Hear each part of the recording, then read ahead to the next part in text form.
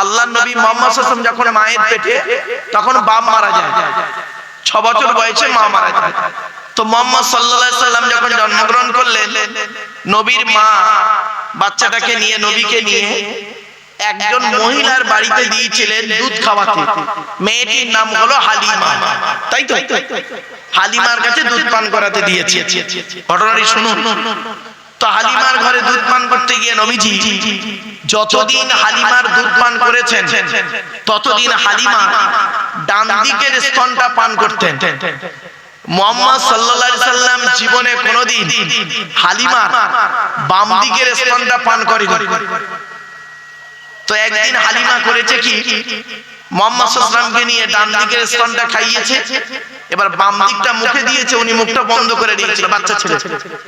ওই দিন রাতের বেলা ওনার স্বামী হারেস, হালিমার স্বামী হারেস বাড়ি এসেছেন। আসার পরে বলছে, প্রাণের স্বামী, এত বাচ্চার দুধ খাইয়েছি, কিন্তু এই বাচ্চাটা হলো ব্যতিক্রম। বলছে কি ব্যতিক্রম? বলছে এই বাচ্চাটা আমার ডান দিকের স্তনটা পান করে, বাম দিকটা পান করে না। বলছে কি বলছো? বলছে হ্যাঁ। বলছে এই বাচ্চা চাতা বাচ্চা নয়, লক্ষ্য রেখো। তো হয়ে গেল, মুহাম্মদ সাল্লাল্লাহু আলাইহি ওয়াসাল্লাম বড় হয়ে গেছেন, মা হালিমা বুড়ি হয়ে গেছে। তো মা হালিমা মারা যাওয়ার 15 দিন আগের ঘটনা শুনে নিন। ঘটনাটা এবার কি? 15 দিন আগের ঘটনা। হযরত মুহাম্মদ সাল্লাল্লাহু আলাইহি ওয়াসাল্লাম তখন বয়স হয়েছে, উনি বসে আছে, হঠাৎ দেখছেন একজন বৃদ্ধা মেয়ে ছেলে, মানে হালিমা, লাঠি ধরে ধরে আসছেন। তো আসার পরে যখন কাছাকাছি এসছে, তখন নবীজি চিন্তা করলেন, এটা আমার দুধমা হালিমা, আমি কিভাবে বসতে দিই?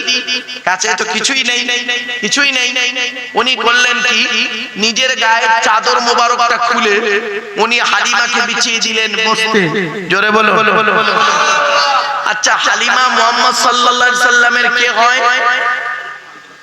জোরে বলো। নিজের মা নয়, কি মা? দুধ মা। দুধ মাকে বসার জন্য নবীজি তার গায়ে চাদর তুলে বিছিয়ে দিলেন বসতে। আর তুমি কি করেছো মুসলমানের বাচ্চা? গালে দাড়ি আর মাথায় টুপি নিয়ে তুমি, তোমার মা এলে তুমি ঘুমাও খাটে, আর তোমার বাম্মা ঘুমায় চ্যাটায়ে মাদুরে, তুমি আবার বলো আমি একজন মুসলমান।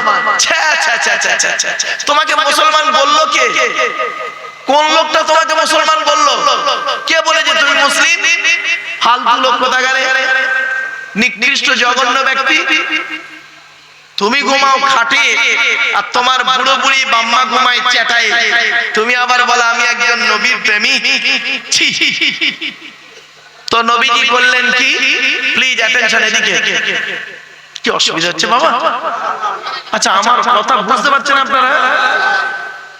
আসল না বাবা, একই দিনে দু জায়গায় ওয়াজ। তো কিছু লোক ওখানে, এখন তো ওয়াজ তো আল্লাহকে খুশি করার জন্য কম হয় গো বাবা, এখন কম্পিটিশনের ওয়াজ হয় বেশি, কম্পিটিশনের ওয়াজ।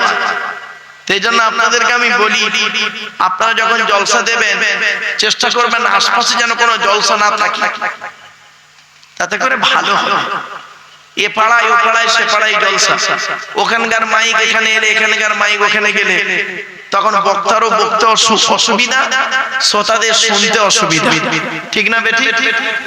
চলে, কথাটা শুনতে হয়তো খারাপ লাগছে, কিন্তু বলতে আমার বাধ্য, দ্বিধা নেই। চলো। তো নবীজি করলেন কি, তার গায়ে চাদর মোবারকটা খুলে দুধ মাকে বিছিয়ে দিলেন বসতে। এবার দুধ মা হালিমা বসেছে, নবীকে প্রশ্ন করছেন, শোনো বাবা মুহাম্মদ, আর মনে হয় বেশি দিন বাঁচবো না, এবার মনে হয় পৃথিবী ছেড়ে চলে যেতে হবে, বয়স হয়েছে তো। তা বাবা একটা কথা তোমার কাছে জানতে এসেছি আমি। কি মা? বলুন না। হচ্ছে বাবা, তোমার মা আমিনা তোমাকে যখন আমার কোলে দিল দুধ পান করানোর জন্য, সেই দিন থেকে তুমি যতদিন আমার দুধ পান করেছো, আমার ডান দিকের স্তনটা পান করতে, বাম দিকের স্তনটা কোনোদিন তুমি পান করোনি। তখন নবীজি বলেছেন, আপনি চেষ্টা করেননি? তা বলছে, আমি তো চেষ্টা করেছিলাম, বাম দিকটা যখন তোমার গালে দিয়েছি তুমি মুখ বন্ধ করে নিলে, আর ডান দিকটাই আমার খেতে, বাম দিকটা খেতে না। কেন বাবা? নবীজি পুরো চুপ হয়ে গেলেন। পুরো চুপ। কিছুক্ষণ পরে বললেন, আম্মা জান, আপনি কি জানেন আল্লাহ আমাকে আখিরি নবী করে পাঠিয়েছে। আমি আপনার ডান দিকের স্তনটা পান করতাম, কিন্তু বাম দিকের স্তনটা কে পান করতো জানেন? আপনার পেটের ছেলে আমার দুধ ভাই আব্দুল্লাহ পান করত। আমি যদি সাধারণ ছেলেদের মতো ডান দিক বাম দিক দুটোই পান করতাম, তাহলে ভাইয়ের হক মারা হতাম। মুহাম্মদকে আল্লাহ কোনদিন মায়ের পেট থেকে ভাইয়ের হক মাপতে পাঠায়নি। ও মুসলমানের বাচ্চা, তুমি গালে দাড়ি মাথায় টুপি দিয়ে মুসলমান হলে, বাপ মারা গেছে, চাচা বেঁচে আছে, ছোট ছোট ভাইদের সম্পত্তি বড় ভাই ছোট ছোট ভাইদের সম্পত্তি নিজের নামে রেকর্ড করে নিয়েছো। তুমি আবার বলো আমি হাজী সাহেব। তোমাকে হাজী বলাটাই পাপ, তোমাকে মুসলমান বলাটাই পাপ, ঠিক না বেটি? বাবাজি, শুধু তাই নয়, এই কোরআনে আছে 250 রকমের হারাম। কত 250 রকমের হারাম। তার মধ্যে একটু দু একটা হারাম আপনাদের বলি, রাগ করবেন না। আজকের হারামের আলোচনা কিছু করব, হালালের আলোচনা কিছু করব, কবরের আলোচনা কিছু করব। বাবা, ধৈর্যের পরিচয় একটু দিতে হবে। অসুবিধা হচ্ছে আপনাদের? একবার তাকবীর দেন, নারায়ে তাকবীর, নারায়ে তাকবীর, নারায়ে তাকবীর। একবার দরুদ শরীফ, আল্লাহুম্মা, জোরে জোরে, আলাইহি ওয়া সাল্লিমু তাসলিমা। দরুদ শরীফ, আল্লাহুম্মা সাল্লি আলা সাইয়্যিদিনা মাওলানা মুহাম্মদ ওয়া আলা আলি সাইয়্যিদিনা মাওলানা মুহাম্মদ। বাপের একবার ওই দরুদটা একটু দয়া করে পড়বেন, যে দরুদটা আমরা নামাজের মধ্যে পড়ি, একটু পড়েন। আল্লাহুম্মা সাল্লি আলা মুহাম্মাদিন ওয়া আলা আলি মুহাম্মদ কামা সাল্লাইতা আলা ইব্রাহিম ওয়া আলা আলি ইব্রাহিম ইন্নাকা হামিদুম মাজিদ। আল্লাহুম্মা বারিক আলা মুহাম্মদ ওয়া আলা আলি মুহাম্মদ কামা বারাকতা আলা ইব্রাহিম ওয়া আলা আলি ইব্রাহিম ইন্নাকা হামিদুম মাজিদ। নবীর উপরে দরুদ পড়তে হবে, এটা কোরআনেও আছে, হাদিসেও আছে। আল্লাহর কোরআন বলছে, ইয়া আইয়ুহাল্লাযীনা আমানু, হে ঈমানদার বান্দাগণ, সাল্লু আলাইহি, তোমরা নবী মুহাম্মদের উপরে দরুদ পেশ করো, ওয়া সাল্লিমু তাসলিমা, নবীর প্রতি আন্তরিকতার সঙ্গে সালাম প্রেরণ করো। হাদিস পাকের মধ্যে এসেছে, আল্লাহর নবী বলেন, মান সাল্লা আলাইয়া ওয়াহিদাতান সাল্লাল্লাহু আলাইহি আশারা, যে ব্যক্তি আমার উপরে একবার দরুদ শরীফ পড়বে, নামায় আমল নামায় আল্লাহ রাব্বুল আলামিন 10টা নেকি লিখে দেবে। তাহলে বেকার বেকার পড়লাম না। আরেকটা হাদিস, আল্লাহ রাসূল বলেন, মান সাল্লা আলাইহি আশরান ফি আউয়ালিন নাহারি ওয়া আশরান ফি আখিরিন নাহারি নালাতহু শাফাআতি ইয়াউমাল কিয়ামা। আল্লাহর নবী বলেন, যে ব্যক্তি দিনের শুরুতে আমার উপরে 10 বার দরুদ শরীফ পড়ে এবং দিনের শেষে আমার উপরে 10 বার দরুদ শরীফ পড়ে, ওই ব্যক্তির শাফাআত সুপারিশ কিয়ামতের মাঠে আল্লাহ আমার সঙ্গে তার খুবই নিকটবর্তী করে দেবে। তাহলে দরুদ শরীফ বেকার পড়লেন না। আরেকটা হাদিস, আচ্ছা বাপেরা, একটা আখিরি দোয়া হবে তো? হ্যাঁ বলুন না, একটু কথা বলুন আমার সঙ্গে। আমার ওয়াজ শুনতে গেলে কথা বলতে হবে। আখিরি দোয়া হবে একটা, এই দোয়াটা আল্লাহর দরবারে কবুল হবে কি করে বুঝবেন? আল্লাহর নবী বললেন, ইন্নাদ দুআ মাওকুফুম বাইনাস সামাই ওয়াল আরদি লা ইয়াসআদু মিনহু শাইউন হাত্তা তুসাল্লি আলা নবিকা। আল্লাহর নবী বলেন, নিশ্চয়ই দোয়া অবস্থান করে আসমান আর জমিনের মধ্যবর্তী জায়গায়। ওই দোয়াটা উপরেও নিয়ে যেতে পারে না, নিচেও নামাতেও পারে না। হাত্তা তুসাল্লি আলা নবিকা, যতক্ষণ পর্যন্ত তোমরা নবীর উপরে দরুদ পাঠ না করে দোয়া চাও, অর্থাৎ নবীর উপরে দরুদ পড়ে দোয়া চাইলে ওই দোয়া আল্লাহর দরবারে কবুল হয়ে যায়। জোরে বলুন। এজন্য বাপেদের বলে যাচ্ছি, যখনই দোয়া চাইবেন, মোনাজাত করবেন, 2-5 বার দরুদ শরীফ পড়ে নেবেন। দরুদ শরীফ পড়ে দোয়া চাইবেন, আল্লাহ ওই দোয়া কবুল করবেন। সব সময় চাইবেন, আজকের আমি আপনাদেরকে কিছু আমলের কথা বলবো, বাবা একটু শোনার চেষ্টা করেন, টু দি পয়েন্টের উপরে। আমার হাতে সময় ইনশাআল্লাহ আছে, আর আপনাদের হাতেও আশা করি সময় আছে, তবে চেষ্টা করব একটা টাইমের মধ্যে শেষ করতে। আপনারা ধীরে ধীরে ভাবে কথাগুলো একটু শোনেন, আর বুঝতে না পারলে আমাকে বলবেন ডাইরেক্ট যে আমি এটা বুঝতে পারলাম না। আমি ইনশাআল্লাহ আজিজ চেষ্টা করব আপনাদেরকে বোঝানোর জন্য। আল্লাহ যেন আমার সেই ক্ষমতাটুকু দান করে, বলুন আল্লাহুম্মা আমিন। पढ़ने के लिए कुरान मिला, जो कुछ देने का था सब कुछ दिलवा दिया कमली वाले ने। कलमा तैयबा ला इलाहा इल्लल्लाह बोले, ला इलाहा इल्लल्लाह, ला इलाहा इल्लल्लाह मुहम्मदुर रसूलुल्लाह सल्लल्लाहु अलैहि वसल्लम।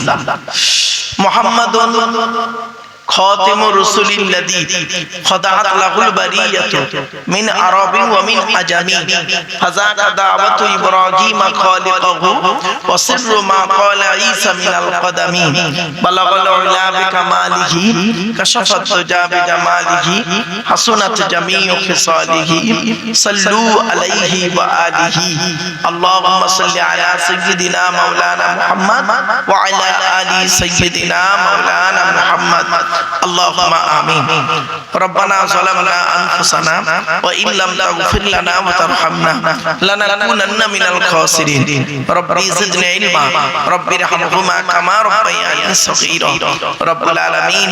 সন্ধ্যা থেকে নিয়ে এখন পর্যন্ত বহু আলিম উলামা জ্ঞানী গুণী বুদ্ধিজীবীরা আলোচনা রেখেছেন। আমি অধম গুনাহগার, তেমন তো কিছুই জানি না। আলোচনার শুরুতেই দু চার কথা বলে আল্লাহ আপনার কাছে দুটো হাত তুলেছি। আল্লাহ সুবহানাকা লা ইলমা লানা ইল্লা মা আল্লামতানা ইন্নাকা আনতাল আলিমুল হাকীম। আল্লাহ আমার কোনো বলার ক্ষমতা নেই, আপনি যতক্ষণ না আমার বলার ক্ষমতা দান করেন। ওগো দয়াময়, কোরআন হাদিস ইজমা কিয়াস মোতাবেক সঠিক কথাগুলো আমার মুখ থেকে বলিয়ে নেবেন, বক্তা শ্রোতাকে আমল করার তৌফিক দেবেন। رب اشرح لي صدري ويسر لي امري واحلل عقدة من لساني يفقهوا قولي اللهم انا نسالك علما نافعا وعملا متقبلا ورزقا حسنا وحلالا طيبا। رب العالمين এই জলসার সভাপতি, সেক্রেটারি, কেশিয়ার কমিটি, বক্তা শ্রোতা হালাল মান থেকে তাবারুক আল্লাহ আপনি কবুল করে নিন। ওগো দয়াময়, যে সমস্ত বাবাজিরা, যুবক ভাইরা, স্নেহের কচি কচি বাচ্চারা, মা বোনেরা এই মাহফিলে দান করেছেন, করছেন, করবেন, কিয়ামতের দিন মুসিবতের সময় আরশের তলায় ছায়া দান করুন। রব্বুল আলামিন আল্লাহ কোরআন মোতাবেক পৃথিবীতে চলার, বলার, আমল করার তৌফিক দান করুন। হাদিস মোতাবেক চলার, বলার, আমল করার তৌফিক দান করুন। سبحان ربك رب العزة عما يصفون وسلام على المرسلين والحمد لله رب العالمين وجعل آخر كلامنا عند الموت لا إله إلا الله محمد رسول الله صلى الله عليه وسلم।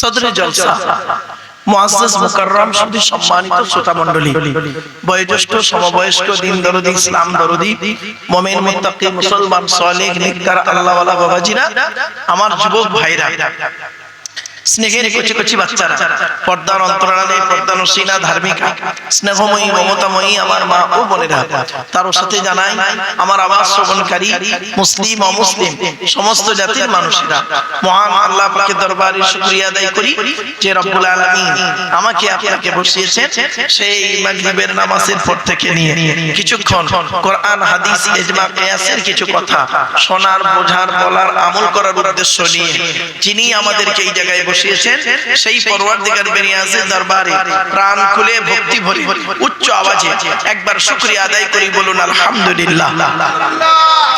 আমার বাপেরা একটু দয়া করে মেহেরবানি করে একটু বলবেন, আমার সাথে সাথে একটু বলুন না, সুবহানাল্লাহি ওয়া বিহামদিহি সুবহানাল্লাহিল আযীম। এই হাদিসটা হলো বুখারী শরীফের একেবারে শেষ হাদিস।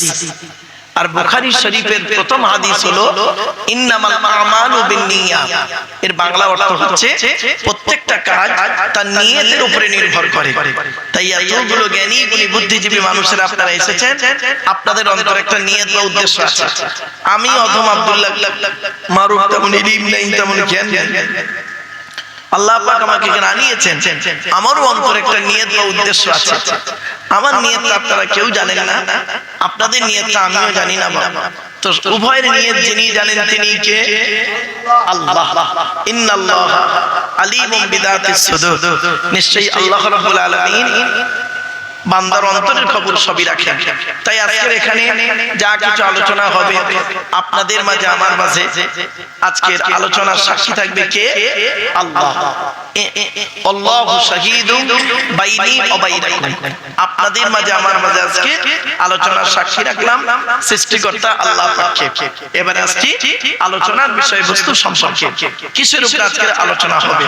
তবে বাবা আমি আলোচনা করতে করতে আমি এখন যেমন টুক টুক টুক করে কথা বলছি, যখন আমি আলোচনা ফুল শুরু করে দেবো তখন এই ধীরে ধীরে কথাটা আমি একটু বলতে পারি না, তখন স্পিডে কথা হয়ে যাবে, একটু মানিয়ে নেবে। আর বুঝতে না পারলে আমাকে বলবেন ইনশাআল্লাহ। চলে আগে আমাদের প্রথম বেসিকটা জেনে নিই আমরা। আজকে যেহেতু সময় পেয়েছি হাতে, একটু বেসিক্স একটু আলোচনা করি। ধর্মটা কি? ইসলাম ধর্মটা কি? হযরত মুহাম্মদ সাল্লাল্লাহু আলাইহি ওয়াসাল্লাম ব্যক্তিটি কে ছিলেন? আল্লাহ রাব্বুল আলামিন তার ইবাদত কেন করব? চলো একটা একটা করে আপনাদের কাছে টু দি পয়েন্টের উপরে আলোচনাগুলো করি। সর্বপ্রথম আমরা আজকের আলোচনা শুরু করছি, আমাদের সৃষ্টিকর্তার নাম কি? বলুন জোরে বলেন বাবা। আল্লাহ। এখন প্রশ্ন হলো আল্লাহর পরিচয় কটা? আল্লাহর পরিচয় হলো চারটি। কটা বাবা? চারটা। কি কি? আল্লাহ নিজেই বললেন, নবী তুমি বলো, পৃথিবীর মানুষকে বলে দাও, কুল নবী তুমি বলো, হুয়াল্লাহু আহাদ, সে আল্লাহ হলেন একক। দুই নাম্বার আল্লাহুস সামাদ, আল্লাহ হলেন অমুখপেক্ষী। আল্লাহ কারোর মুখপেক্ষী নন, আমরা সবাই তার মুখপেক্ষী। ঠিক না বেটা? বুঝতে না পারলে বলবেন। ওয়াজটা কি জিনিস জানেন? শুনে শুনে বুঝে আমল করার নাম হলো ওয়াজ। ওয়াজটা অন্য কিছু নয়, শুনে বুঝে আমল করার নাম হলো ওয়াজ। আমরা কিন্তু এগুলো করি না, আমরা ওয়াজে দুটো জিনিস খুব গুরুত্ব দিই বর্তমানে। কি দেখবেন? শুনে নিন, দূর আসুর। কি বললাম? দূর আসুর। এখানে এত লোক হতো, জায়গা দিতে পারতেন না আপনারা। যদি এক কাজ করতেন, এখানে একটা কাগজে জায়গায় একটা লোকের নাম লিখে দিলেন। জাস্ট আমি একটা উদাহরণ দিচ্ছি, হাফেজ কারি মাওলানা মুফতি হাজী শেখ সৈয়দ আব্দুল কালাম খামখেয়ালী আজাদ আলী মাতাল মোল্লা, একটা নাম লিখে দিয়ে খালি পাশে লিখে দিতেন আফ্রিকা। কি বললাম? আফ্রিকা। ব্যাস, ওই আফ্রিকা শব্দটা লেখার কারণে এই এনায়েতনগর ভর্তি হয়ে যেত না। ওই আফ্রিকা দূর। দেখা যাবে যিনি আফ্রিকা থেকে এসেছেন তিনি সত্যিকারের আলেম নন, আফ্রিকায় ছাগল চড়ায়, তবু ওইটাই প্রতি অ্যাটেনশন, ওই দূর। আর আরেকটা কি জানেন? সুর। তা আমার বাপেরা, দূর আর সুরের দিকে আজকে না তাকিয়ে, আওয়াজের দিকে গুরুত্ব না দিয়ে ওয়াজের দিকে একটু গুরুত্ব দিয়ে, আমার বলার উদ্দেশ্য হলো এইটাই। চলে দুই নাম্বার আল্লাহ বললেন আল্লাহুস সামাদ, আল্লাহ হলেন অমুখপেক্ষী। আল্লাহ কারোর মুখপেক্ষী নয়, সারা পৃথিবী তার মুখপেক্ষী।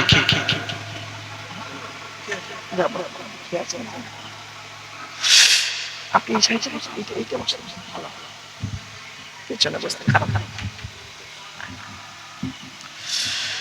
লাম ইয়ালিদ ওয়া লাম ইউলাদ, আল্লাহ কাউকে জন্ম দেয়নি, আল্লাহকেও কেউ জন্ম দেয়নি। 4 নাম্বার ওয়া লাম ইয়াকুল লাহু কুফুয়ান আহাদ, আল্লাহর সমকক্ষ কেউই নেই। এই হলো আল্লাহর 4টে পরিচয়। এবার আসছি, আল্লাহ যুগে যুগে নবী রাসূল পাঠিয়েছেন। পৃথিবীতে নবী এসেছেন কটা? 1,24,000। কত বাবা নবী? আর রাসূল এসেছে কটা? 313 অথবা 315টা। এই কোরআনে মোট নবী আর রাসূলের নাম আছে মাত্র 25 জনের। কত কত? 25 জন নবী রাসূলের নাম আছে কোরআনে মোটে। তার নবী রাসূল গুলো গেল কোথায়? তাহলে আর নবী রাসূল গুলো জানতে গেলে শুধু কোরআন পড়লে হবে না, সাথে সাথে আরো অনেক ধর্মগ্রন্থ আছে, সেগুলোকে পড়তে হবে। রাসূলুল্লাহর হাদিসগুলো পড়তে হবে, কোরআনের ব্যাখ্যাগুলো একটু জানতে হবে। চলো এবার আসছে, পৃথিবীতে মোট কিতাব পাঠিয়েছেন আল্লাহ 104টা। কটা বাবা? 104। এগুলো মাথায় রাখুন, এগুলো বেসিক লেভেল। এগুলো না জানলে আপনি ওয়াজিব বুঝতে পারবেন না। 104টা কিতাব। 100টা হলো সহিফা, ছোট ছোট চিরকুট 100টা। আর 4টা হলো বড় বড় কিতাব। এখন 100টা যে চিরকুট সহিফা কার উপরে এলো কটা? একটু শুনে নিন। আদম নবীর উপরে এসেছে 10টা। শীষ আপনার কি বলবো, ইব্রাহিম নবীর উপরে এসেছে 10টা। তাহলে আদম নবীর উপরে 10টা, ইব্রাহিম নবীর উপরে 10টা, কটা হলো? 20টা। আর ইদ্রিস নবীর উপরে এসেছে 30টা। কত হলো? 50টা। আর শীষ নবীর উপরে এসেছে 50টা। 100। এবার 101 নাম্বার কিতাবের নাম কি শুনে নিন। কিতাবটার নাম হলো তাওরাত। তাওরাত। নবীটার নাম হলো মুসা নবী। কিতাবটা এসেছে 40 দিন ধরে। এসেছে কোথায়? সিনাই পর্বতে, মানে তুর পাহাড়ে। কিতাবটা কোন ভাষায়? হিব্রু ভাষায়। কিতাবটা কত পারা বা খণ্ড? 1000 পারা বা খণ্ড। কিতাবটা এসেছে কবে? রমজান মাসের 6 তারিখে। জোরে বলুন সুবহানাল্লাহ। এবার আসছি, 102 নাম্বার কিতাবের নাম কি? 102 নাম্বার কিতাবের নাম হলো, কিতাবটার নাম হলো জবুর। নবীটার নাম হলো দাউদ নবী। কিতাবটি হলো গ্রিক ভাষায়। কিতাবটি হলো 150 পারা বা খণ্ড বিশিষ্ট। কিতাবটি এসেছে রমজান মাসের 8 তারিখে। জোরে বলুন সুবহানাল্লাহ। 103 নাম্বার কিতাবের নাম কি? কিতাবটির নাম হলো ইনজিল। নবীটার নাম হলো ঈসা নবী। কিতাবটি হলো সুরিয়ানি ভাষায়। কিতাবটি হলো 27 পারা বা খণ্ড। কিতাবটি এসেছে রমজান মাসের 18 তারিখে। এবার 104 নাম্বার কিতাবের নাম কি? কিতাবটার নাম হলো কোরআনুল কারীম। নবীটার নাম হলো মুহাম্মদ সাল্লাল্লাহু আলাইহি সাল্লাম। কিতাবটি হলো আরবি ভাষায়। কিতাবটি এসেছে 1 ফেব্রুয়ারি সোমবার 610 সাল। আজকে তারিখটা কত? আজকে তারিখটা কত বলে? 12 এপ্রিল। আজকের বাড়ি গিয়ে লিখবেন, বাড়ি গিয়ে শিখেন, বাড়ি গিয়ে লিখবেন 12/4/2026 রবিবার। আর নিচেই লিখবেন 1/2/610 সোমবার। মাইনাস প্লাস করবেন, কত মাস, কত বছর, কত দিন আগে কোরআনে এসে পেয়ে যাবেন। 610 সাল 610 খ্রিস্টাব্দের 1 ফেব্রুয়ারি সোমবার কোরআনের প্রথম আয়াত নাজিল হলো রমজান মাসের লাইলাতুল কদরের রাতে। এই কোরআনের পরিচয়টা কি? কোরআন আল্লাহর তরফ থেকে জিবরাইলের মাধ্যমে হযরত মুহাম্মদ সাল্লাল্লাহু আলাইহি সাল্লামের উপরে আরবের মক্কা নগরের নিকটবর্তী একটি গুহাটির নাম হলো হেরা। হেরা নামক গুহাতে 610 খ্রিস্টাব্দের 1 ফেব্রুয়ারি সোমবার কোরআনের প্রথম আয়াত নাজিল হলো ইকরা, রিড, পড়ো পড়ো পড়ো। এ কোরআনের ভিতরে কি আছে?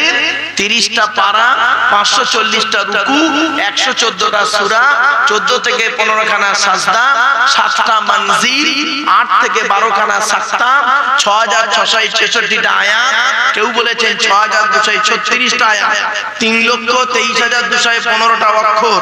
এ কোরআন 22 বছর 9 মাস 14 দিন, কম বেশি 23 বছর ধরে কোন ঘটনাকে কেন্দ্র করে, কোন ব্যক্তিকে কেন্দ্র করে, কোন বস্তুকে কেন্দ্র করে, কোন জায়গাকে কেন্দ্র করে কোরআনের আয়াতগুলো নাজিল হয়েছে। 6000 আয়াত নাজিল হয়েছে, 12,000 জায়গায় নাজিল হয়েছে। কটা জায়গার নাম জানেন? শুধু মক্কা আর মদিনা জানেন, 12,000 জায়গায় নাজিল হয়েছে। আজ আমি বেশ কিছু কথা বলবো, বাপ একটু ধৈর্যের পরিচয় দিয়ে। এবারে আসি,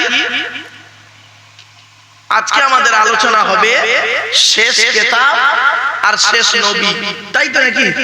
আচ্ছা, শেষ কিতাব থেকে আমরা তুলে আনবো সমাজের বিভিন্ন দিক, রাজনৈতিক জীবন, পারিবারিক জীবন, সাংসারিক জীবন, অর্থনৈতিক জীবন, সামাজিক জীবন, আখিরাত, ইহকাল, পরকাল, জান্নাত, জাহান্নাম, হারাম, হালাল, সব আজকের আপনাদের কাছে টুক টুক টুক টুক করে টু দি পয়েন্টের উপরে তুলে আনবো এই কোরআনের আয়াত থেকে, নবীর হাদিস থেকে। এবার আসছি, কোরআন যার উপরে নাজিল হলো তার পরিচয়টা জেনে নিতে হবে। তার পরিচয় কি? তিনি হলেন আমাদের নবী মুহাম্মদ সাল্লাল্লাহু আলাইহি সাল্লাম, তাই তো? আচ্ছা, এখন আমাদের নবীর পরিচয়টা কি? নবীর পরিচয়টা জেনে নিন। নবীর বাপের নাম আব্দুল্লাহ, আব্দুল্লাহর বাপের নাম আব্দুল মুত্তালিব, আব্দুল মুত্তালিবের বাপের নাম আব্দে মান্নাফ, আব্দে মান্নাফের বাপের নাম হাশেম, হাশেমের বাপের নাম কুসাই, কুসাইয়ের বাপের নাম কিলাব, কিলাবের বাপের নাম মুররা, মুরার বাপের নাম লুবাই, লুবাইয়ের বাপের নাম কাব, কাবের বাপের নাম গালিব, গালিবের বাপের নাম ফিগির, ফিগির থেকে কুরাইশ বংশ এসেছে। নবী যে কুরাইশ বংশ বলে, কুরাইশ কার নাম? এই লোকটা ফিহিরের নাম ছিল কুরাইশ। আচ্ছা, কুরাইশ শব্দের অর্থটা কি? ছোট ব্যবসায়ী। কি বললাম? ছোট ব্যবসায়ীকে বলা হয় কুরাইশ। করশন থেকে কুরাইশ, ইসমে তাসগীর বলা হয়, এটা গ্রামাটিক্যাল ম্যাটার। বাপের চলো, তো আল্লাহর নবীর বাপের বাপের বাপের বাপের বাপের বাপ, তার নাম ছিল ফিহির। তিনি করতেন কি? তিনি ছিলেন একজন ছোট, বড় ব্যবসায়ী নয়, ছোট, সৎ, ভদ্র, চরিত্রবান, আদর্শবান একজন ছোট ব্যবসায়ী ছিলেন। তাই লোকেরা তাকে বলতো ফিহির কুরাইশ। ক্লিয়ার? একটা ছোট্ট কথা আপনাদের বলি, আল্লাহ রাসূল বলেছেন, আত-তাজিরু সুদুকুল আমিনুল মুমিন মা'আশ শুহাদাহি ইয়াউমাল কিয়ামা। এই হাদিসটা আপনারা মনে রাখবেন যতদিন বাঁচবেন। যেহেতু আপনারা করেন কি? ব্যবসা বাণিজ্য করেন, তাই তো? ব্যবসা বাণিজ্য করেন, বিভিন্ন কাজ করেন, ব্যবসা বাণিজ্য করেন আপনারা। এই ব্যবসায়ীদের জন্য এই হাদিসটা মারাত্মক। হাদিসটা প্রথম বললাম, এবার বাংলা মানেটা শুনুন। আল্লাহ রাসূল বলেছেন, আত-তাজিরু সুদুকুল আমিনুল মুমিন, চারটা শব্দ। একজন সৎ, চরিত্রবান, বিশ্বাসী ব্যবসায়ীর মর্যাদা কিরকম? মা'আশ শুহাদা, শহীদানদের সমতুল্য। কবে? কিয়ামতের মাঠে আল্লাহ তাকে শহীদের সম্মান দিয়ে তুলবে। তাহলে ব্যবসায়ীটা কেমন হবে? সৎ, চরিত্রবান, বিশ্বাসী, ইমানদার ব্যবসায়ী। আত-তাজিরু সুদুকুল আমিনুল মুমিন মা'আশ শুহাদাহি ইয়াউমাল কিয়ামা। শহীদানদের সঙ্গে আল্লাহ পাক তাকে তুলবে একজন সৎ ব্যবসায়ী। এজন্য বাবা, ব্যবসার মধ্যে অনেক কিছু আছে। কোরআনে আল্লাহ বলেছেন, ব্যবসার আলোচনা যদি করি কল্পনা করতে পারবেন, বয়টা ফলা বদ অন্তঃশাখা, বয়টা ফলায় ব্যবহার। যে দোকানদারের ব্যবহার খারাপ তার দোকানদারি চলবে না। বয় হলো বচন, কথাবার্তা। যে দোকানদারের কথাবার্তা খারাপ তার দোকানদারি চলবে না। দন্তসহায়কারী সাধুতা, বিশ্বাস। মহাজনের কাছ থেকে মাল আনছো, তার সঙ্গে যদি বিশ্বাসঘাতকতা করো, সে তোমায় মালই দেবে না, ব্যবসায়ী হবে না। তো ব্যবহার, বচন, সাধুতা তিনটে গুণ যার মধ্যে আছে, he is a really businessman. তিনি হলেন সত্যিকারের একজন ব্যবসায়ী। এইরকম একজন পৃথিবীর শ্রেষ্ঠ ব্যবসায়ীর নাম বলবো, তিনি হলেন আখিরি নবী মুহাম্মদ সাল্লাল্লাহু আলাইহি সাল্লাম। চল চল চল, এবার আসছি। নবীর বাপের নাম আব্দুল্লাহ, মায়ের নাম আমিনা, দাদার নাম আব্দুল মুত্তালিব, দাদির নামটা কি? নেতিলা বিনতে কব্বাব, ব্র্যাকেটে ফাতেমা, কেউ বলেছেন সামিরা।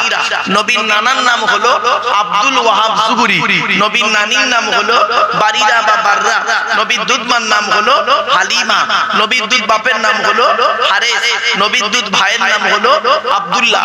নবীর বাপের নাম আব্দুল্লাহ, নবীর দুধ ভাইয়ের নাম আব্দুল্লাহ, দুটো যেন এক করে ফেলবেন না। নবীর জন্ম 570 খ্রিস্টাব্দে। ইংরেজি কি মাস ছিল? 29শে আগস্ট। কত বললাম বাবা? 29শে আগস্ট নবীর জন্ম 570 সালে, 570 খ্রিস্টাব্দে 29শে আগস্ট। আর নবীর আকিকা হয়েছিল 5ই সেপ্টেম্বর 570 খ্রিস্টাব্দে। 570 খ্রিস্টাব্দে 5ই সেপ্টেম্বর নবীর আকিকা হয়েছিল। আর নবীর জন্ম হলো 29শে আগস্ট 570 খ্রিস্টাব্দে। 7 দিনের মাথায় আকিকা হয়েছিল। এবং মনে রাখবেন, 570 খ্রিস্টাব্দে 29শে আগস্ট আরবি মাস ছিল রবিউল আউয়াল মাস। 12 তারিখ মতান্তরে 9 তারিখ সোমবার শবে সাদেকের সময় আরবের মক্কা নগরী কুরাইশ বংশে নবীর জন্ম। নবীর বাপেরা হলো 10 ভাই। ক ভাই বাবা? নবীর বাপেরা হলো 10 ভাই।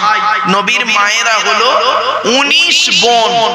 নবীর 9টা চাচা, 18টা খালা, 6টা ফুফু, 7টা ছেলে মেয়ে। নবীর 9টা চাচার নাম কি? বড় চাচার নাম হারেস, জুবায়ের, মুকাইয়িম, ফাইদা, জাইদা, আবু লাহাব, হামজা, আব্বাস, আবু তালেব। নবীর বাপ হলো আব্দুল্লাহ। নবীর 7টা ছেলে মেয়ে, 3টে পুত্র সন্তান, 4টে কন্যা সন্তান। 3টে পুত্র সন্তানের নাম কি? বড় ছেলেটার নাম হলো কাসিম, পরের ছেলেটার নাম হলো তাহের বা তৈয়ব, ছোট ছেলেটার নাম হলো ইব্রাহিম। এই 3টে পুত্র সন্তানকে আল্লাহ বাল্যকালেই দেখে নেয়। সবথেকে বেশি যে সন্তানটা বেঁচে ছিলেন তার বয়স ছিল 17 মাস 14 দিন। কথা বললাম, এগুলো মনে রাখবেন। 17 মাস 14 দিন, 18 মাস মানে 1.5 বছর। নবীর 4টে কন্যা সন্তান। বড় মেয়েটার নাম জাইনাব, রুকাইয়া, উম্মে কুলসুম। ছোট মেয়েটার নাম হলো ফাতেমা, যার সঙ্গে নবীজি হযরত আলীর বিবাহ দিয়েছিলেন। যার ঔরসে দুটো বিখ্যাত সন্তান আপনারা জানেন, হযরত হাসান, হযরত হুসাইন রাদিয়াল্লাহু তাআলা আনহুমা। ক্লিয়ার? চলো এবার আসছি, আমাদের আলোচনা হবে কোরআন থেকে। একটা করে কোরআনের পরিচয় দিয়েছি, আল্লাহর পরিচয় দিয়েছি, নবীর পরিচয় দিয়েছি। এবার আসছি আমাদের পরিচয়। আমাদের পরিচয় হলো দুটো। কটা বাবা? কোরআনে আছে আল্লাহর পরিচয় 4টে, নবীদের পরিচয় হলো 3টে, আর আমাদের পরিচয় হলো মাত্র দুটো। কি কি? আল্লাহ পাক কোরআনে বলছেন সূরা তাগাবুনের 9 নম্বর আয়াতে, ওমাই ইউমিন বিল্লাহি ওয়া ইয়ামাল সলিহা। আল্লাহ বললেন পৃথিবীতে যে ব্যক্তি আল্লাহকে 100% বিশ্বাস করবে, আর পৃথিবীতে ভালো ভালো কাজগুলো করতে হবে। তাহলে দুটো জিনিস, এক নাম্বার হলো আল্লাহকে 100% বিশ্বাস করতে হবে আমাকে আপনাকে, আর 2 নাম্বার পৃথিবীতে যতদিন আমরা বাঁচবো ভালো ভালো কাজগুলো করব। খবরদার, মানুষের উপকার করতে না পারলে, মানুষের উপকার করতে না পারলে ক্ষতি করতে কোনোদিন যাবেন না। আপনি উপকার করতে পারেননি ঠিক আছে, কিন্তু ক্ষতি করলে আল্লাহ আপনার কাছে জবাব নেবে। মনে রাখবেন, এই কথাগুলি মাথায় রাখবেন। আর আরেকটা কথা বলে দিচ্ছি, আপনারা যখনই ওয়াজ শুনবেন দয়া করে একটা জিনিসের উত্তর খুঁজে বের করবেন। উত্তরটি হলো কেন। কেন উত্তরটা আপনি এখান থেকে বসে বের করে যাবেন। যদি কেন উত্তরটা পেয়ে যান তাহলে জানবেন জীবনটা ধন্য। আপনি গালে দাড়ি রেখেছেন কেন, মাথায় টুপি দিয়েছেন কেন, আপনি লজ্জাস্থানে আগার চামড়া কেটেছেন কেন, কেন উত্তরটা দেবেন। কেন উত্তর যদি পেয়ে যান তাহলে জানবেন আমার ওয়াজ শোনাটা হলো সার্থক। সাথে সাথে আরেকটা কথা আপনাদের বলে নিচ্ছি, সেটা হলো কি, ওয়াজ শুনতে গেলে বাপ এদিকে এদিকে এদিকে ছেড়ে দেন, ফোন এসে ছেড়ে দেন। চারটি জিনিস, চারটি শব্দ মাথায় রাখবেন। এক নাম্বার প্রিয়জন, প্রয়োজন। কি বললাম বাপ? প্রিয়জন আর প্রয়োজন। এখানে বসে বসে আপনারা ভাবুন, আপনি আল্লাহর প্রিয়জন না প্রয়োজন? যদি আপনি আল্লাহর প্রিয়জন হন তাহলে জান্নাতি, আর যদি প্রয়োজন মনে করেন তাহলে খাঁটি মুমিন নয়। বিপদে পড়েছেন, আল্লাহকে ডেকেছেন, আর বিপদ থেকে উদ্ধার হয়ে গেছে, আল্লাহকে ভুলে গিয়েছেন। এটা হলো প্রয়োজন। প্রয়োজনে ভালোবাসা। তা আপনি আপনার স্ত্রীকে বলবেন আজকে গিয়ে যে আমি তোমার প্রিয়জন না প্রয়োজন। বাপ বেটাকে বলবেন, বেটা আমি তোমার প্রিয়জন না প্রয়োজন। মারাত্মক শব্দ বললাম আজকে। দু নম্বর শব্দটা কি? দু নম্বর শব্দটা হলো খুব গুরুত্বপূর্ণ, আবেগ আর বিবেক। কি বললাম বাবা একটু বলে?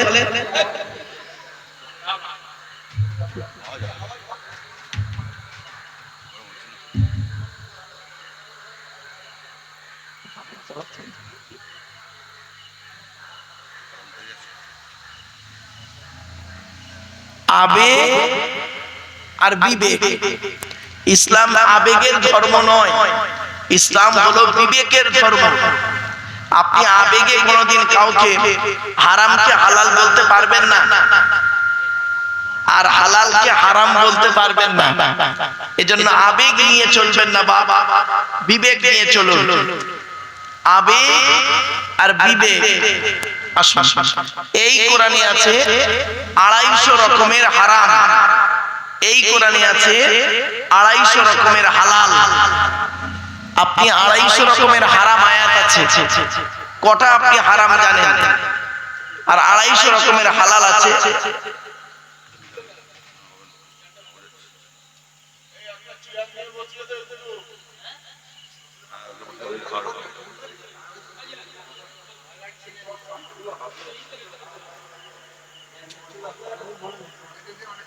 বাপের এদিকে ছেড়ে দেন।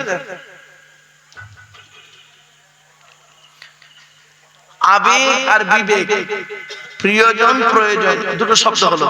3 নম্বর শব্দটা মাথায় রাখেন, ভালোবাসা, ভালো লাগা। ভালোবাসাটা হলো চিরস্থায়ী, আর ভালো লাগাটা হলো ক্ষণস্থায়ী।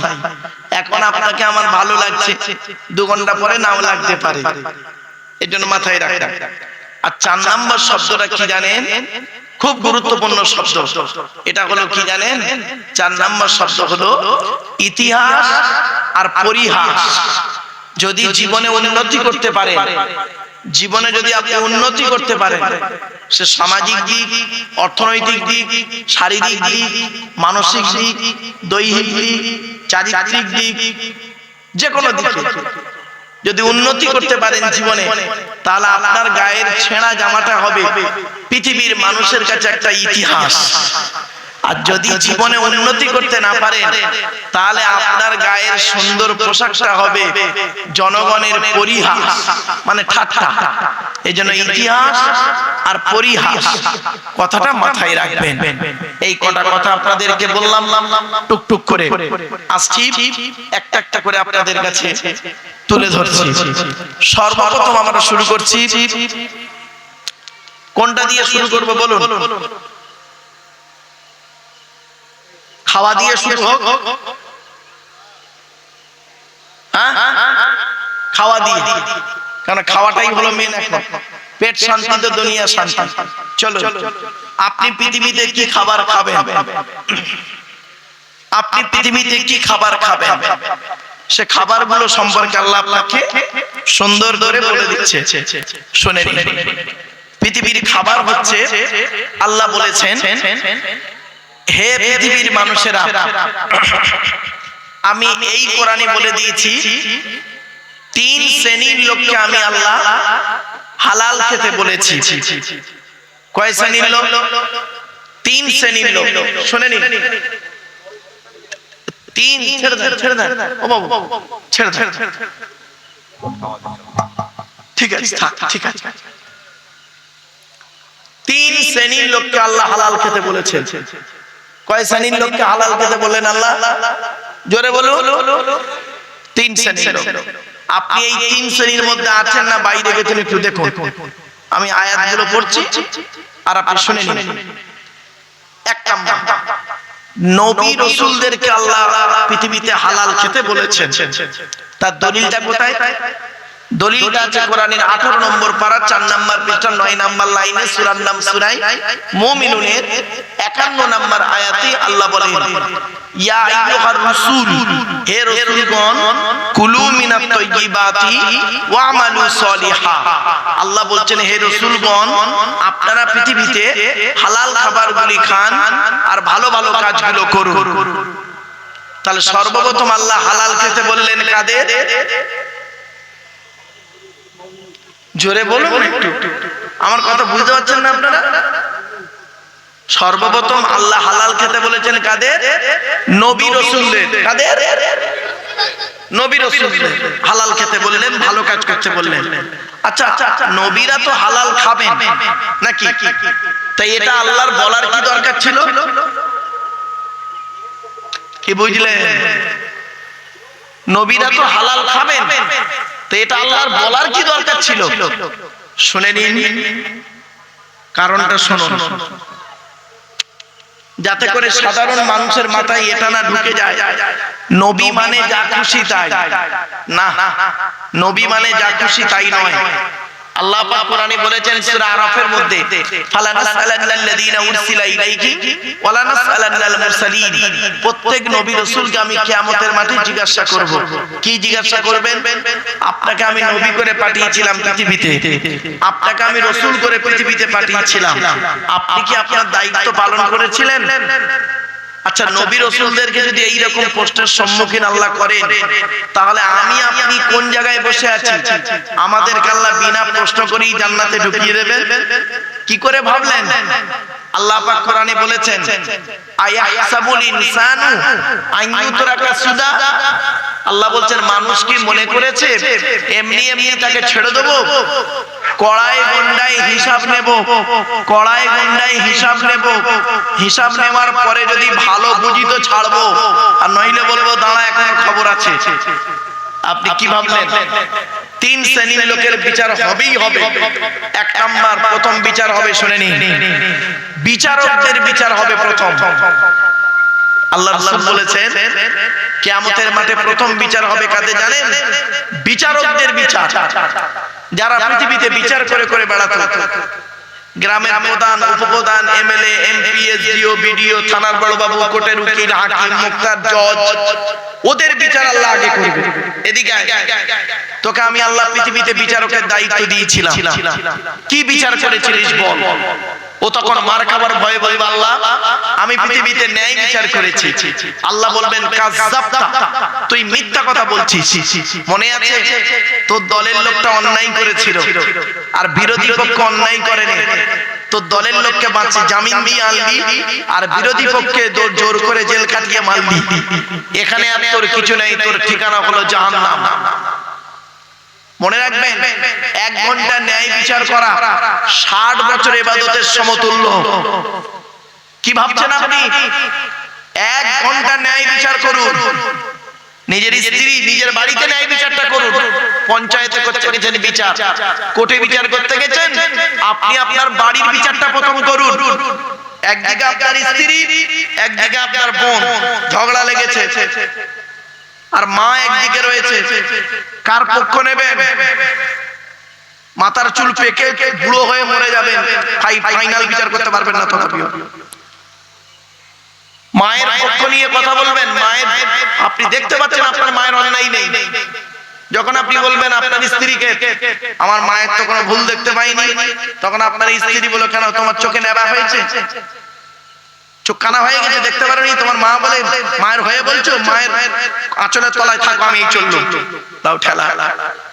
আর যদি আপনি দেখতে পাচ্ছেন আপনার বইয়ের কোনো অন্যায় নেই, বইয়ের কোনো অন্যায় নেই, আপনি আপনার মাকে যদি বলেন মা আমি তো আমার বইয়ের কোনো অন্যায় দেখতে পেলাম না, মা তখন তা দেখতে পাবি কেন, ওটা দেখতে পাবি কেন, ওটা আমার অন্যায়টা দেখতে পাবি। ওই তো শাশুড়ি তো একদম তো ঢেলে খাইয়ে দিয়েছে সব, লাউ ঠেলা। কি ভাবলেন? 1 ঘন্টা ন্যায় বিচার করুন। কি ভাবছেন বাবা? একটা একটা করে সময় দিন, আলোচনা আজকে একটু করতে দিন আমার। তো 1 নাম্বার হলো কোরআনে আল্লাহ পাক বললেন এই দিলু ওয়া আকরাবুল তাকওয়া, তোমরা ন্যায় বিচার করবে, আর ওটাই হলো নিকটবর্তী ঈমানের সবথেকে নিকটবর্তী জিনিস। তাকওয়ার নিকটবর্তী জিনিস হলো ন্যায় বিচার করা। আল্লাহ আরো বললেন ওয়া ইযা কুনতুম ফাদিলু, তোমরা যখন কথা বলবে ন্যায্য কথা বলবে। কোরআন বলছে সূরা নাম ওয়া ইযা কুনতুম ফাদিলু, তোমরা যখন কথা বলবে ন্যায্য কথা বলবে, ন্যায় কথা বলবে। ওয়ালাউ কানা যা কুরবা, যদিও তোমার নিকটবর্তী লোক হলো ন্যায় কথা বলবে। তোমার বাপ যদি অন্যায় করে তুমি খবরদার বলবে না আমার বাপ নিরাপদ মানুষ, অপরাধ করেনি, না অপরাধ করেছে তোমার বাপ। তোমার ছেলে যদি অন্যায় করে, তুমি যদি সত্যিকারের ন্যায় বিচারক হও, কিয়ামতের মাঠে যদি নাজাত পেতে চাও তোমার ছেলেকে অন্যায়কারী বলতে হবে। এটাই হলো ঈমান, এটাই হলো ঈমান। আমরা কি করি? পক্ষপাতিত্ব বিচার করি। এই সমস্ত বিচারকদের ঠিকানা হবে জাহান্নাম, 100% জাহান্নাম, নরকবাসী। সে যেখানকার বিচার হোক, যে দেশের বিচারক হোক, আর যে কোর্টের বিচারপতি হোক, যদি ন্যায় বিচার করতে না পারে তার ঠিকানা হবে নরক, জাহান্নাম, জাহান্নাম, জাহান্নাম। এটা কোরআনের ভাষা, হাদিসের ভাষা, আমার বাবার কথা। 1 নাম্বার হলো বিচারকদের বিচার হবে প্রথম। 2 নাম্বার বিচার হবে কাদের জানেন? পয়সাওয়ালাদের বিচার হবে। পয়সাওয়ালা, আল্লাহ বলবেন ধনীদেরকে ডাকবে, এদিকে এসো, তোমাকে আমি আল্লাহ অর্থ দিয়েছিলাম, টাকা পয়সা কোথায় ব্যয় করেছো বলো। ওই লোকটি বলবে আল্লাহ আমি আপনাকে খুশি করার জন্য টাকা পয়সা ধন সম্পদ গুলোকে আল্লাহ আপনার রাস্তায় দান করেছি। আল্লাহ বলবেন তোমার উদ্দেশ্য কি ছিল? তখন বান্দা বলবে আল্লাহ উদ্দেশ্য ছিল আপনাকে খুশি করা। আল্লাহ বলবেন কাযযাবতা, মিথ্যাবাদী, তুমি এই জন্যই দান করতে যাতে করে লোকে তোমাকে দানশীল লোক বলে ডাকে। মনে আছে কুরবানির সময়, বকরা ঈদের সময় ও 50,000 টাকা দামের গরু কিনেছিলে বলে তুমি 1 লাখ টাকা দামের গরু কিনেছিলে। তোমার এই রকম চিন্তা ছিল। আমি আল্লাহ কোরআনে বলে শুনে নিন আয়াত, কোরআনে আমি আল্লাহ বলে দিয়েছি লাইয়ানালাল্লাহু লুহুমুহা ওয়ালা দিমাউহা ওয়ালাকিন ইয়ানালুহু তাকওয়া মিনকুম। আল্লাহ পাক বললেন তোমরা যে কুরবানি করো, কুরবানির রক্ত, মাংস, গোশত কেউ আমার দরবারে পৌঁছায় না, আমার কাছে কোনোটাই পৌঁছায় না, সব তোমাদের পেটের মধ্যে হজম হয়ে বেরিয়ে যায়। তাহলে আমার কাছে কি পৌঁছায়? ওয়ালাকিন ইয়ানালুহু তাকওয়া মিনকুম। তুমি কতটা আল্লাহকে খুশি করার জন্য কুরবানি করেছো ওটাই আল্লাহর দরবারে পৌঁছে যায়। সামনে কুরবানি আসছে, ঈমানদারের পরিচয় পেয়ে যাবে। আল্লাহ আপনি শুনেন কুরবানি যখন করেন, কুরবানির দোয়া কি জানেন? আল্লাহ বলছেন কুল, নবী তুমি বলো ইন্না সলাতি, নিশ্চয়ই আমার নামাজ, অনুসুকি এবং আমার কুরবানি, ওমা হিয়ায়া এবং আমার হায়াত, ওমা মাতি আমার মৃত্যু, পৃথিবীর কোন ব্যক্তি বস্তুর জন্য নয়, লিল্লাহি রাব্বিল আলামিন, একমাত্র আল্লাহ তোমার জন্য উৎসর্গ। জোরে বলুন সুবহানাল্লাহ। এজন্য কুরবানি যখন করবেন আল্লাহকে খুশি করার জন্য কুরবানি করবেন। লোকে কি বললো না বললো এই দিকে লক্ষ্য রেখে কুরবানি করবেন না। কুরবানি সামনে আসছে, আর কয়েকদিন পরে তো কুরবানি। কুরবানির মধ্যে কিছু মশলা আপনাদেরকে শিখিয়ে যাচ্ছি, যেহেতু আপনারা অনেকে কুরবানি দেন, তাই তো নাকি? আর বাবা বলুন না কুরবানি দেন তো? শুনে নিন, যাদের পয়সা আছে কুরবানি যদি না দেয়, আল্লাহর নবী বলেছেন যাদের পয়সা আছে কুরবানি যদি না দেয় ইচ্ছাকৃত ভাবে, ওই ব্যক্তিকে নবী বলেছেন ও যেন ঈদগাহে নামাজ পড়তে না যায়, ঈদগাতে নামাজ পড়তে যেন না যায়। এজন্য কুরবানি যাদের ওয়াজিব হয়েছে কুরবানি দেবেন। যদি কুরবানি একাই দিতে না পারেন ভাগেও দেওয়ার চেষ্টা করবেন, কুরবানি দেবেন। কুরবানি দিতে গিয়ে আমরা অনেকে ভুল করি। কি ভুলটা শুনে নিন, এই ভুলটা করবেন না। একটা ছুরি প্রাণীটাকে জবে করছেন, জবে করছে। অনেক সময় কি হয় দেখবেন, ওই ছুরিটা দিয়ে প্রথম দুটো তিনটে কুরবানি হয়, তারপরে যখন পশুটাকে জবে করা হয় ধারটা পড়ে যায়, তখন কুচিয়ে পেঁচিয়ে বলে কুরবানি করে। খবরদার, চলবে না, 2.5 প্যাচের মধ্যে কাটতে হবে। কোথায় আছেন আপনি? দ্বিতীয় নাম্বার শুনে নিন, কুরবানির দিনে কি হয় দেখুন, অনেক সময় হয় কি, পশুর হাত পা বেঁধে দেয়, আপনারা 4টে পা বেঁধে দিলেন, দেওয়ার পরে কুরবানি করে দিলেন, করে দেওয়ার পরে দেখবেন তাড়াতাড়ি করে পায়ের শিরা কেটে দেয় না, পায়ের শিরা কেটে দেয় জানটা যাওয়ার জন্য। মাকরুহ তাহরিমি, হারামের কাছাকাছি। খবরদার, এই কাজ করবেন না কোনোদিন। 3 নাম্বার মশলা বলে যাচ্ছি, কুরবানি যখনই আপনারা করবেন, অনেক সময় কি ভাই দেখবেন, আপনি পশুটাকে কিনেছেন, আপনার একটা নির্ধারিত জায়গা আছে। ধরুন আপনি কুরবানিটা পশুটাকে জবে করবেন, ওর রক্তটাকে ফেলবেন একটা জায়গায়, ধরুন ওই চেয়ারটার কাছে, ওই চেয়ারটার কাছে কুরবানিটা করবেন, জবে করবেন পশুটাকে। এখন পশুটা হচ্ছে খুব তেজি, এখন ছটকাতে পশুটা এখন সেই কোণে বক্সের কাছে পড়েছে। তাহলে এখান থেকে এতটা ডিসটেন্স, অনেক সময় লোক কি করে, ওখান থেকে বেঁধে নিয়ে টেনে এনে এখানে জবে করে। মাকরুহ তাহরিমি, হারামের কাছাকাছি। খবরদার করবেন না, ও যেখানে পড়েছে ওইখানেই জবে করুন। এগুলো শিখে নেন। আবার আসছি, কুরবানি করতে গেলে, পশুকে জবে করতে গেলে কটা রগ কাটতে হবে? 4টে রগ আছে, শিরা, একটা খাদ্যনালী, একটা শ্বাসনালী, আর 2 দিকে 2টো শিরা আছে, একে বলে বীজদান। এই 2 দিকে 2টো শিরা, খাদ্যনালী শ্বাসনালী কেটে দেওয়ার পর এই 2টো শিরার যে কোনো একটা শিরা কেটে দিলেই যথেষ্ট। আর সাধারণত খাদ্যনালী শ্বাসনালী কেটে দিলে তখন সে আর বাঁচে না, মরেই যায়। তবে এটা কেটে দিলে আরো ভালো হবে, এটা মাথায় রাখবেন। নিজের কুরবানি নিজে করবেন, হয়েছে? আপনার কুরবানি আপনি নিজে করবেন। ইমাম সাহেবকে দিয়ে কেন করাবেন? ইমাম সাহেবের হকটা আপনি দিয়ে দেবেন। তার যে হক প্রাপ্য আছে, যে গরু জবে করলে, মোষ জবে করলে একটা সংখ্যা, টাকার সংখ্যা থাকে, তো তার টাকাটা তাকে পাঠিয়ে দেবেন। আপনার কুরবানি আপনি নিজে করবেন, এটাই হচ্ছে উত্তম। মা বোনেদের বলে যাচ্ছি, মায়েরা বোনেরা, আপনারা কোনোদিন মুরগি জবে করার জন্য মৌলী সাহেবের কাছে, মাওলানা সাহেব, ইমাম সাহেবের কাছে পাঠাবেন না। আপনার মুরগি আপনি বাড়িতে নিজে জবে করবেন। আপনাদেরও বলে যাচ্ছি, মুরগি জবে করার জন্য ইমাম সাহেব রাখবেন না, নিজের মুরগি নিজে জবে করবেন।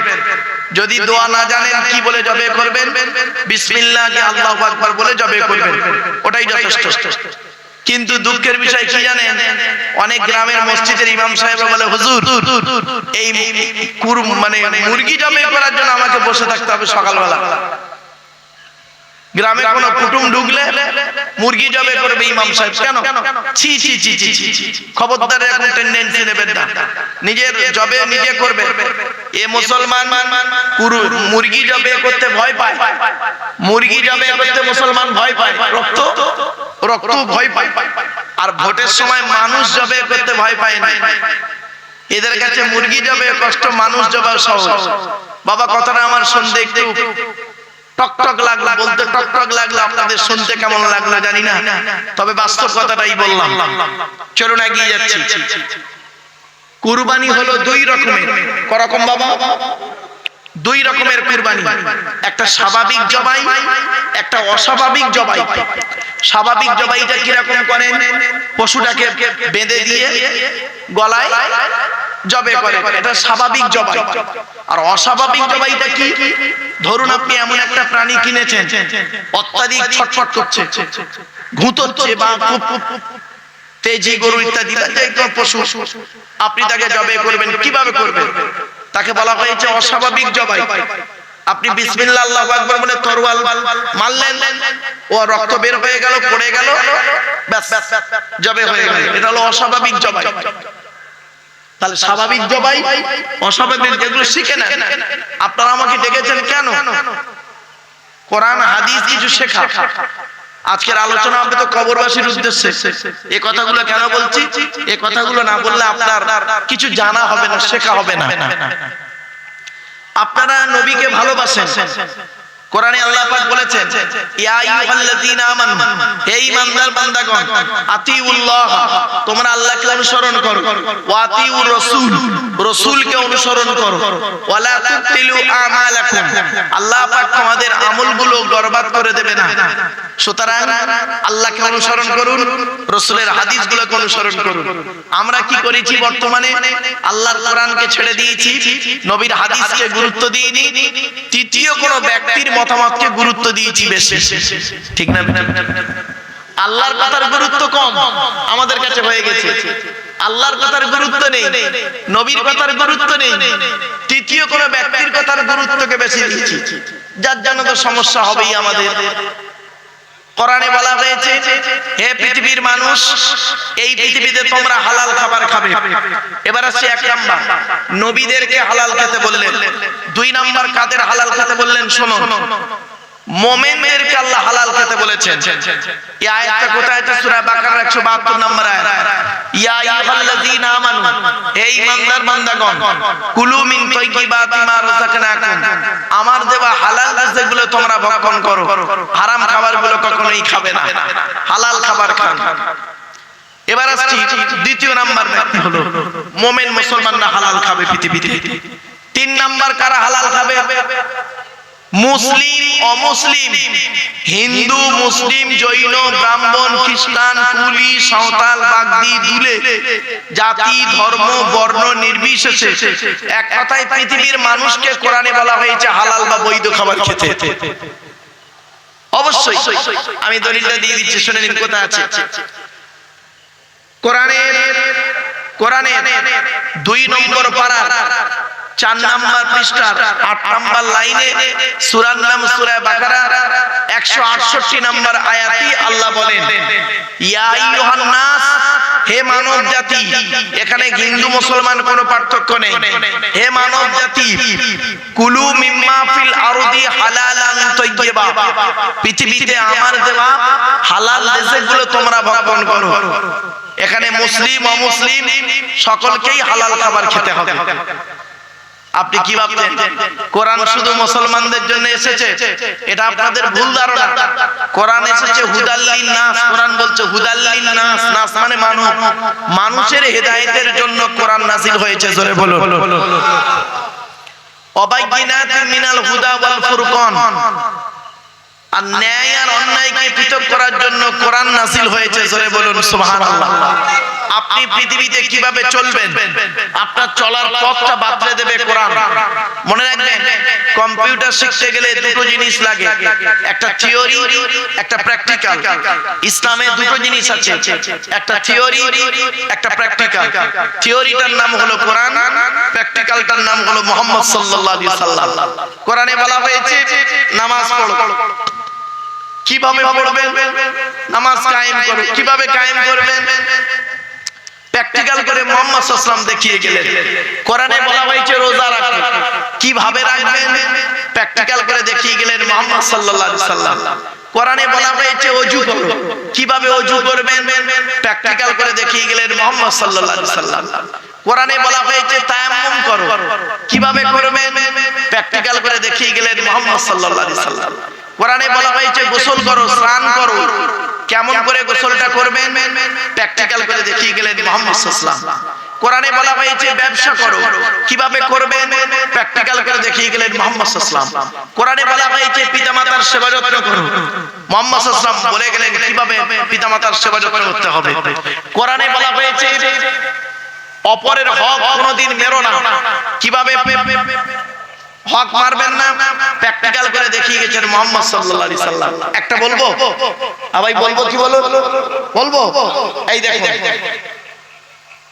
পৃথিবীর একজন বিখ্যাত বড় ঐতিহাসিক বিদ, লোকটার নাম কি জানেন? Michael H heart. কি বললাম বাবা, একটু বলেন। মাইকেল এইচ হার্ট, তিনি একজন খ্রিস্টান, মুসলমান। তো উনি একটা বই লিখেছেন, বইটার নাম বলছি, যদি পারেন কিনে পড়বেন। বইটার নাম হলো দি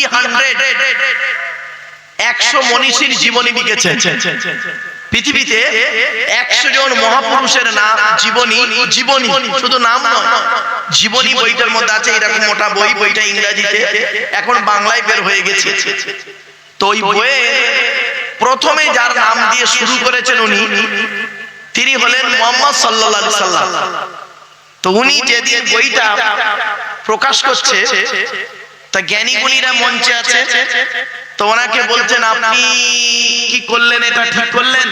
ওই যে কি বলুন, বলছে আপনি সর্বপ্রথম বইটা শুরু করলেন মুহাম্মদ সাল্লাল্লাহু আলাইহি সাল্লামের জীবনী দিয়ে, কেন যীশু খ্রিস্টের জীবনী দিয়ে শুরু করতে পারলেন না? আপনি নিজেই তো একজন খ্রিস্টান, বুঝছেন? আপনি তো খ্রিস্টান, তা আপনার নবীটাকে ছোট করলেন, আপনি মুহাম্মাদের জীবনী দিয়ে শুরু করলেন। অতগুলো মানুষের সামনে তিনি কি বলেছিলেন শুনুন দয়া করে। উনি বললেন, প্রিয় পাঠকগণ, উপস্থিত সকলকে আমি শ্রদ্ধা সম্মান জানিয়ে বলছি, আপনারা দয়া করে বইয়ের প্রথম পৃষ্ঠাটি একটু পড়ুন। বইয়ের প্রথম পৃষ্ঠাটি পড়ুন, পড়লেই বুঝতে পারবেন আমি কেন মুহাম্মদ সাল্লাল্লাহু আলাইহি সাল্লামের জীবনী দিয়ে বইটা শুরু করেছি। আমি প্রত্যেকের জীবনী পড়েছি, এদের মধ্যে সবথেকে ভালো লেগেছে, বেস্ট কোয়ালিটি হয়েছে মুহাম্মদ সাল্লাল্লাহু আলাইহি সাল্লামের জীবনী আমার কাছে। তোলে বলে তো বইয়ের প্রথম পৃষ্ঠায় কি লিখেছেন একটু শুনে নিন, শুনলে চমকে যাবে। আরবের নিয়ম হলো কোন বাচ্চা ছেলে জন্মগ্রহণ করলে অন্য মেয়ের কাছে দুধ পান করাতো, জানেন তো? আরে জানেন তো এটা? দুধ দাইমা দুধ পান করাতো। তো মুহাম্মদ সাল্লাল্লাহু আলাইহি সাল্লাম যখন জন্মগ্রহণ করলেন, মুহাম্মদ সাল্লাল্লাহু আলাইহি সাল্লামের